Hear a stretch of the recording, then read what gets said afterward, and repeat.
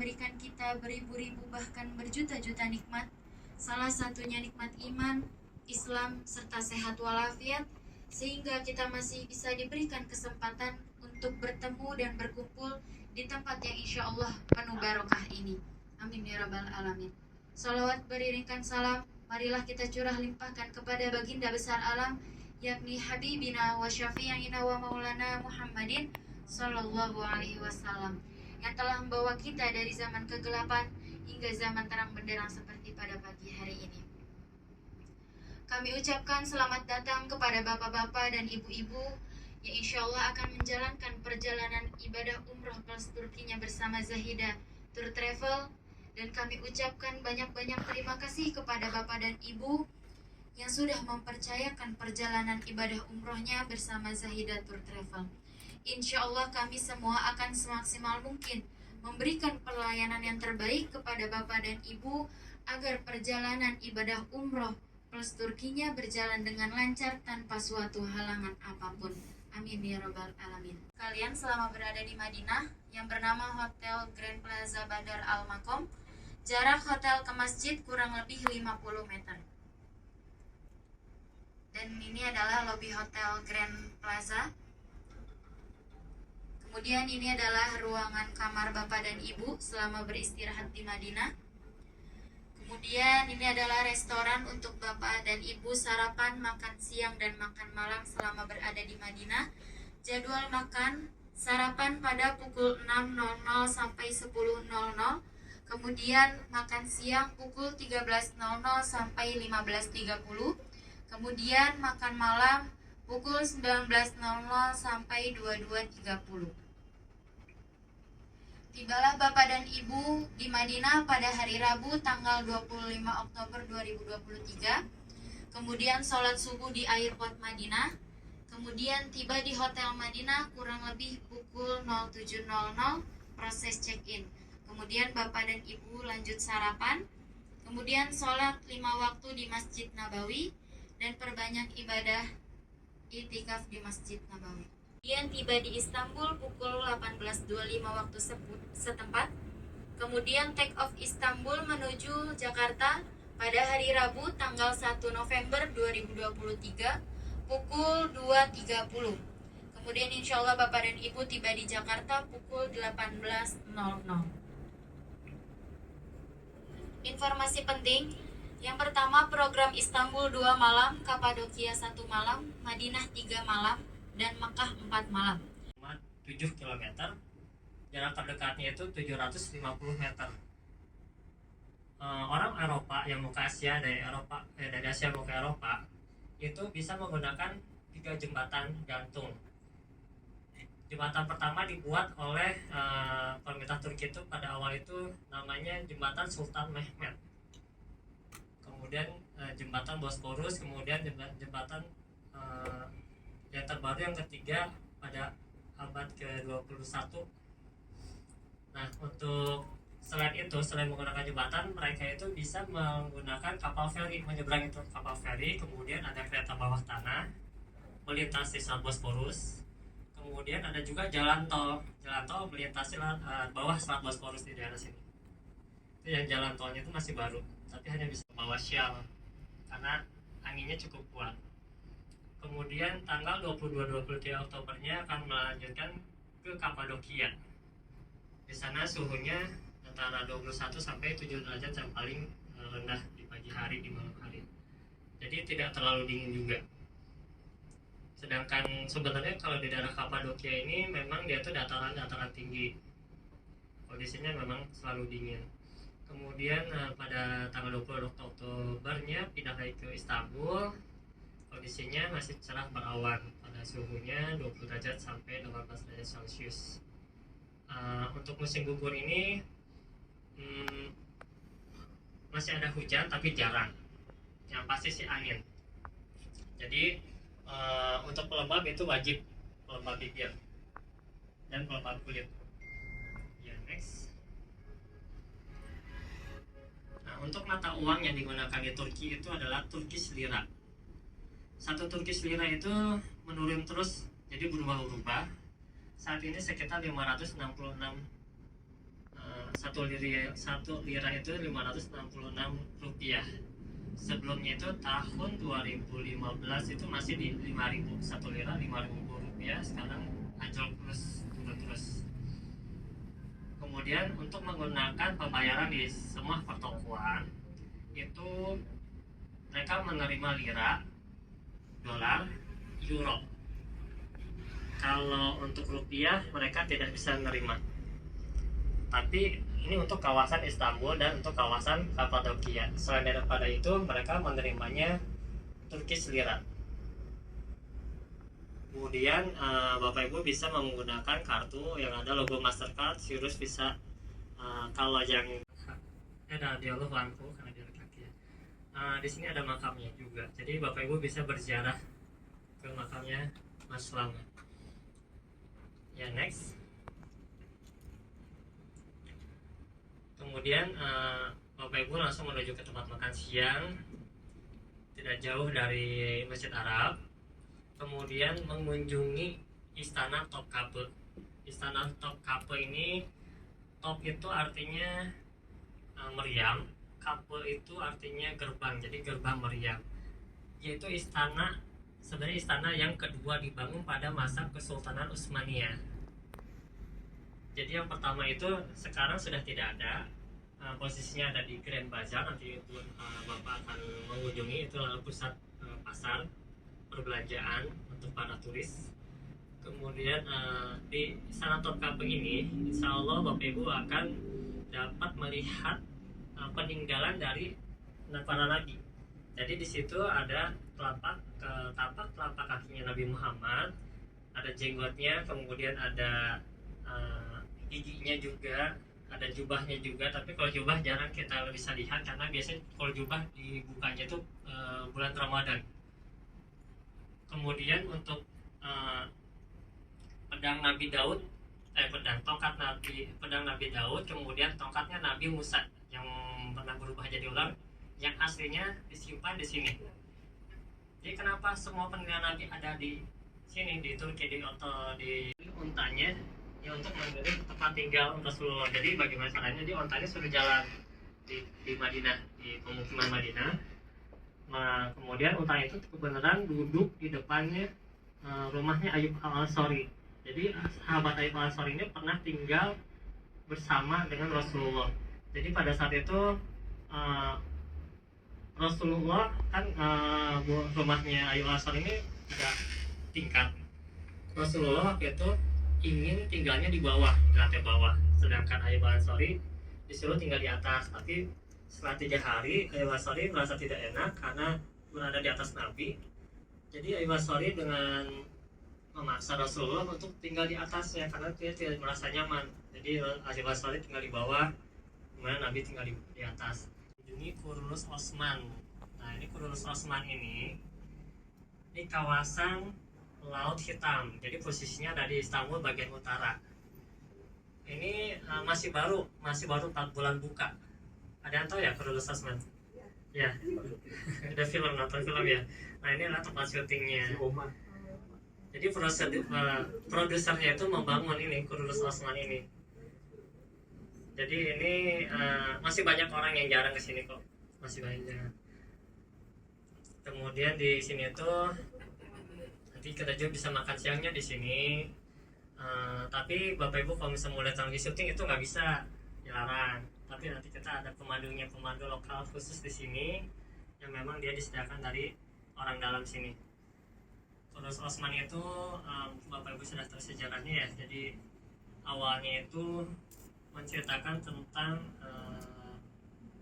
ayahnya dari Sultan Osman pertama. Osman itu adalah yang mendirikan kerajaan Utsmaniyah, Ottoman atau Utsmaniyah. Kalau Inggrisnya itu Ottoman. Nah, dari sepatu itu bawa tisu aja. Setelah wudhu, sambil duduk kan wudhunya, kemudian dia lap kakinya pakai tisu, kemudian pakai sepatu dulu, lalu jalan ke tempat masjid. Kemudian alas kaki itu harus dibawa menuju masuk ke dalam masjid. Alas kaki sepatu atau sendal pakai dibawa masuk ke masjid. Jadi nanti disediakan kantong kresek, ataupun kalau nggak ada kantong kresek dibawa aja, nanti dibawa di dalam ada rak-rak sepatu dan sendal. Jadi memang banyak orang Indonesia eh, yang setelah wudhu kembali lagi ke tempat masjid tidak menggunakan alas kaki suruh wudhu lagi gitu. Karena itu katanya najis kotor. Jadi untuk Islam di di Turki ini mazhabnya mazhab Hanafi. Jadi makanya nanti mungkin ada beberapa perbedaan. Kalau misalnya kita sholat subuh di masjid di Turki atau di Istanbul, biasanya mereka setelah azan tidak langsung sholat, tapi nunggu dulu, nunggu diakhirkan, baru mereka sholat seperti itu. Kemudian, nah ini tadi tas yang dilarang terdapat handphone, dompet, paspor, harap menaruhnya di depan ketika berada di pusat keramaian. Dan tolong dipastikan paspor harus selalu di tempat aman atau dititipkan kepada pemandu lokal. Kemudian jangan terpisah dari rombongan jika sedang jalan kaki menuju lokasi wisata. Nah, jadi kebanyakan jamaah kita di Indonesia ini karena melihat sesuatu yang baru di sana, ketika kita sedang jalan rombongan menuju ke Hagia Sophia, tiba-tiba ada yang berhenti, beberapa orang berhenti. Dia misalnya jajan, tiba-tiba jajan pengen ini, atau misalnya tiba-tiba foto-foto dulu. Nah itu banyak yang ketinggalan, nanti susah dicarinya, hilang gitu. Jadi nanti akan ada waktunya untuk sesi foto, pasti disediakan untuk sesi foto, kemudian disediakan waktu untuk berbelanja. Nanti pada Bapak Ibu kan sudah menerima koper cabin ya. Jadi ada koper besar, ada koper cabin. Minta tolong nanti koper cabinnya itu diisi perlengkapan tur 1 hari. Jadi isinya itu adalah perlengkapan tur 1 hari. Karena begitu Bapak Ibu tiba landing di airport Turki, itu kegiatannya langsung sholat subuh. Jadi artinya berarti perlengkapan sholat subuh sudah ada di koper cabin. Kemudian setelah sholat subuh, Bapak Ibu akan diberikan kesempatan oleh Ustadz Edi berganti pakaian tur. Artinya pakaian yang dipakai sudah berganti pakaian tur. Sudah persiapan kan dengan pakaian-pakaian tebal, dengan jaket tebal, dengan kaos kaki, kaos tangan, kemudian mungkin pelindung kuping. Juga mungkin kalau ada yang mau pakai sepatu boot, ganti sepatu boot, ganti sepatu yang nyaman. Tadi sudah lihat kan, itu banyak sekali kegiatannya menggunakan perjalanan kaki. Jadi belanja es krim nanti. Nah, tolong siapin ya dolarnya, karena memang yang lebih nyaman untuk dipakai belanja adalah USD. Itu kemudian hotel-hotel di Turki itu nggak ada porter ya Bapak Ibu, jadi nanti bisa ngangkut sendiri koper-kopernya. Porter hanya ada di airport ya. Porter hanya ada di airport, untuk di hotel tidak ada porter. Jadi nanti tolong siapkan tangannya. Ini alhamdulillah banyak laki-laki kan, bisa saling bantu. Nanti tolong siapkan bahwa nanti pada saat di hotel, mana nih porter, mana nggak ada porter. Porter ada nanti di hotel Mekah dan Madinah ada porter, tapi untuk di Turki nggak ada porter. Porter ada di airport, ada insya Allah. Nah, kalau di Madinah dengan di Jeddah, porter nggak ada di airportnya, nggak ada. Jadi ibu bapak juga ngurus sendiri, cuman ada handling kita, tapi porter itu nggak ada. Jadi nanti Ustadz Adi yang ngurusin semua, yang ngumpulin ya Ustadznya, seperti itu. Baru nanti tim handling menarik. Jadi seperti itu porternya. Itu kali Bapak Ibu tambahan dari saya. Baqi. Jannatul Baqi ini penampakannya. Apa itu? Pemakaman. Di sini dimakamkan kurang lebih dimakamkan keluarga dan sahabatnya Nabi. Keluarga Nabi semua dimakamkan di sini. Istri-istrinya Nabi, cucunya Nabi, dan juga anaknya Nabi. Anaknya Nabi ini ada laki-laki, ada perempuan, totalnya 7 Bapak Ibu. Jadi kalau kita ngaku cinta Nabi, kita harus paham nih, siapa Nabi, siapa anak-anaknya, siapa cucunya, siapa sahabat-sahabatnya. Nabi punya ada 7 putra dan putri. Putranya 3, putrinya 4. Putranya Qasim Abdullah Ibrahim meninggal dunia di saat usia masih kecil, masih bayi, sudah meninggal. Lalu singkat cerita, Nabi dikata-katain karena anak laki-laki itu penting di bangsa Arab, itu penting untuk mewariskan kebangsawanan, untuk mewariskan pangkat dia di dalam kesukuan. Jadi begitu Nabi tidak punya anak laki-laki yang hidup sampai dewasa, Nabi dikatain. Kalau bahasa kita nih, mungkin di kita itu seperti orang ngatain lu mandul. Jadi betapa hancurnya Nabi ketika itu dijelek-jelekan dikenakan ibadah umroh. Ini adalah ibadah inti yang kenapa kita melaksanakan perjalanan ini. Ini intinya ada di sini, ibadah umroh. Maka nanti di Hotel Madinah sebelum kita check out ada beberapa hal yang harus diperhatikan sebelum kita keluar menuju Mekah Al-Mukarramah. Pertama, kita sudah meniatkan mandi sunnah ihram. Jadi di hari terakhir kita di Madinah, nanti saya akan ingatkan lagi, mungkin nanti kita akan sempatkan untuk manasik kedua, manasik pematangan secara singkat agar kita bisa saling mengingatkan. Yang pertama adalah mandi sunnah ihram. Kita akan mandi sunnah ihram, pasang niat. Bagaimana caranya, Ustaz? Sama seperti di sini kita mau mandi besar, mandi janabah, mandi junub. Sama, intinya cuma beda di niat. Niatku mandi sunnah ihram karena Allah Ta'ala. Yul, cuma dua rukunnya, itu syaratnya cuma dua, niat dan membasahkan seluruh tubuh dengan air. Udah itu doang. Lalu yang kedua untuk bapak-bapak memakai kain ihram. Jadi nanti khusus bapak-bapak, kita laki-laki, kita akan memakai kain ihram sudah dari hotel. Andaikan kita berangkat setelah zuhur, maka kita nanti sholat zuhur di Masjid Nabawi sudah memakai kain ihram. Setelah balik dari sholat zuhur di Masjid Nabawi, kita makan siang, setelah itu baru kita berangkat. Jadi bapak-bapak, kita harus pakai sunnah ihram. Lalu apa saja sunnah-sunnahnya? Nanti di mandi sunnah ihram ini, ada sunnah-sunnah. Sunnahnya ada. Apa itu miqat? Miqat adalah tempat yang sudah ditentukan oleh Nabi. Jadi miqat itu bukan tempat asal-asalan. Ini tempat yang sudah ditentukan oleh Nabi. Ini loh titiknya. Kalian bisa pasang niat ihram. Kalian bisa pasang niat untuk memakai baju ihram, untuk menggunakan pakai pakaian ihram. Jadi kita akan miqat. Semua penduduk Madinah yang mau ke Makkah, mau melaksanakan ibadah haji atau umroh, miqatnya di Bir Ali, atau kita sebut Masjid Bir Ali. Ini tempatnya di sini. Nanti di sini sama-sama Bapak Ibu. Nanti di sudut kanan kita ada lampu hijau. Lampu hijau ini dari mulai bawah sampai ke atas tuh ada lampu hijau. Berarti kalau kita sudah berdiri, kiri kita adalah Hajar Aswad, kanan kita adalah lampu, maka itulah garis pertama kita memulai tawaf. Jadi Bapak Ibu, kita kan rombongan ini. Kita bicara rombongan. Saya pasti akan memimpin Bapak Ibu paling depan. Mohon izin, saya di depan. Kita akan sama-sama membaca doa setiap putaran. Saya yang pandu, ibu-ibu dan bapak-bapak mengikuti. Ini yang harus diperhatikan adalah posisi kita.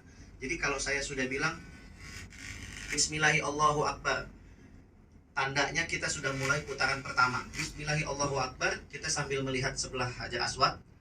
Sunnahnya saat Nabi cium. Setiap tawaf satu putaran cium Hajar Aswad. Putar lagi sampai Hajar Aswad, cium lagi. Tapi karena banyak orang sebanyak ini, gimana cara ciumnya? Maka disunahkan kita istilam. Istilam itu memberi salam dari jauh. Caranya cukup angkat tangan kanan ke arah Hajar Aswad, wajah kita juga ke Hajar Aswad, kita ucap Bismillahirrahmanirrahim. Nah, tangan kita kecup Bismillahirrahmanirrahim, gitu. Boleh 3 kali ulang atau boleh sekali saja. Kalau yang paling depan atau saya atau mutawif nanti yang membimbing sudah ucap Bismillahirrahmanirrahim, berarti saya sudah masuk dalam garis itu, Pak. Garis kiri saya Hajar Aswad, kanan saya lampu-lampu hijau. Sedangkan bapak-bapak ibu belum, karena ada di belakang saya kan. Nah, itu yang harus diperhatikan.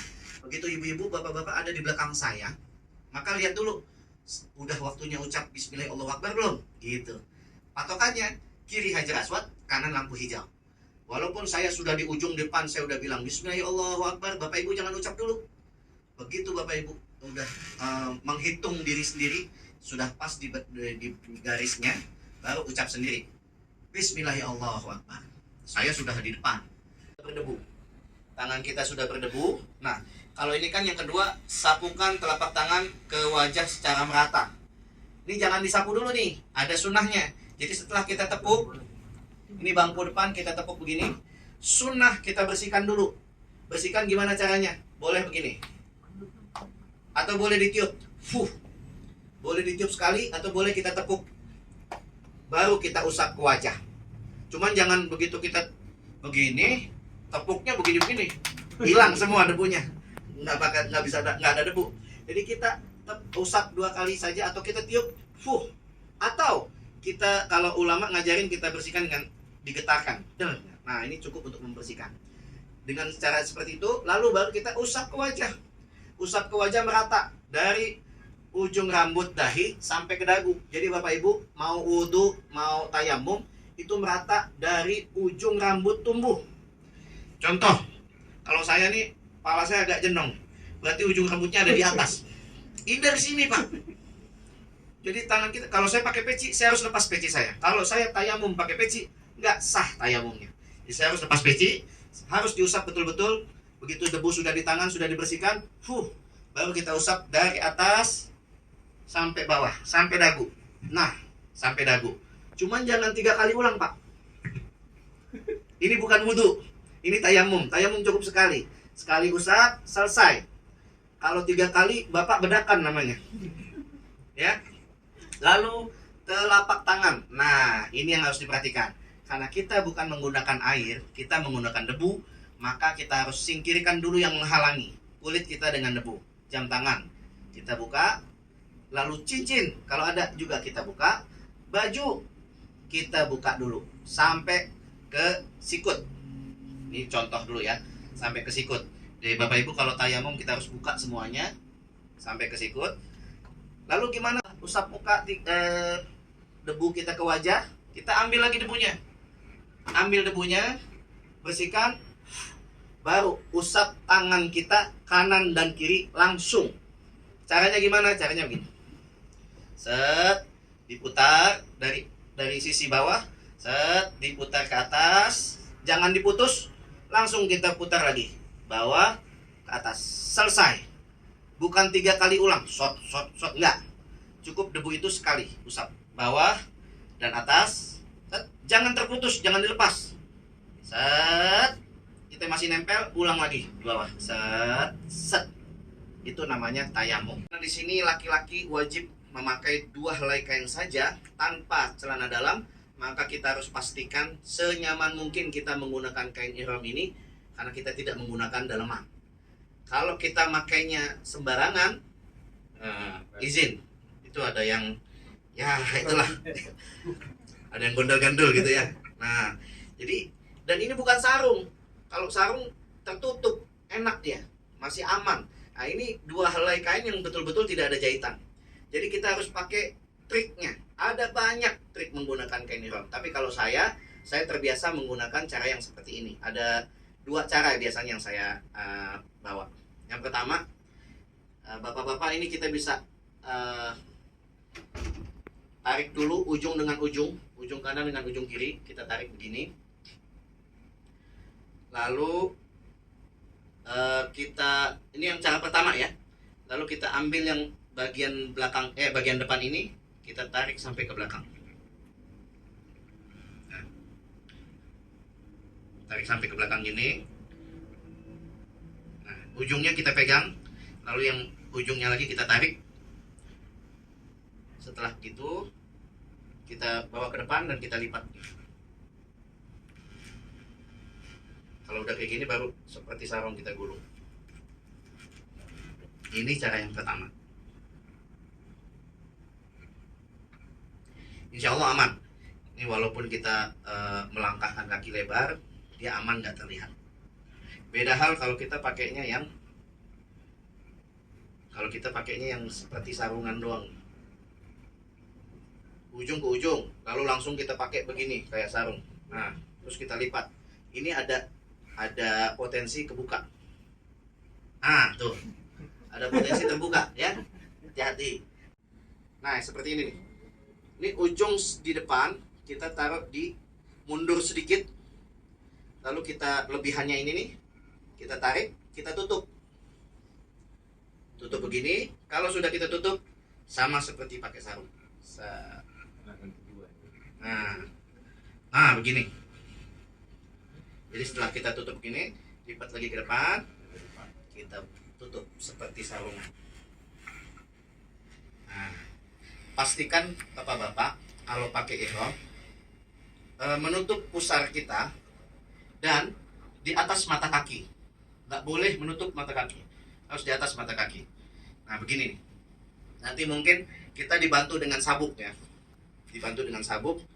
Masing-masing mungkin akan dapat sabuk. Nah kalau udah begini ini aman. Ini cara kedua.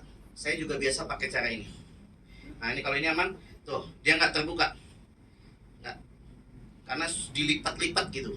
Ini cara yang kedua. Kalau tadi yang cara yang pertama, belakang begini. Nah tulisannya ada di belakang dan di bagian bawah. Nah setelah begini, sisi kiri kita tarik, kita lipat di ujung pinggang belakang. Nih sisi kiri yang tadi nih ada di sini nih, itu kita simpulkan ke bagian lipatan kain ihram yang di bawah. Atau kalau ada sabuk, kita simpulkan dia di sabuk. Nah setelah itu ini udah kuat nih. Nah udah kuat. Nah yang kedua, sisi kanan kita tutup begini. Selesai. Ini cara pakai bagian atas atau rida, bagian atas daripada kain ihram. Ada yang pakai biar kayak baju kimono, dia makainya di dalam. Nah, ditarik di dalam begini. Tuh, ada yang begini, lebih nyaman. Ujungnya sangkutin lagi ke belakang. Tuh. Tapi kalau misalkan mau yang pertama, gaya yang pertama begini saja juga cukup. Ini lebih simpel, lebih gampang. Dan kita juga menggunakan tas lempang ini, Bapak. Kita gunakan tas lempang ini untuk menyimpan sendal-sendal kita nih. Jadi kalau sendal di sana banyak yang hilang, jadi kita bawa sendal kita biar nggak hilang. Ini juga ada fungsinya. Kita gunakan untuk pengait kain ihram kita biar nggak kemana-mana. Dan juga kita gunakan shawl sebagai pengenal. Begitu di depan Ka'bah kita mau tawaf, kita buka. Buat bapak-bapak, sunnah ittiba. Kita buka begini. Kita buka begini, lalu kita simpulkan. Bahu kanan dibuka untuk melakukan tawaf. Selesai tawaf, kita tutup lagi. Nah, insya Allah di sana kita bisa saling mengingatkan. Mungkin bapak-bapak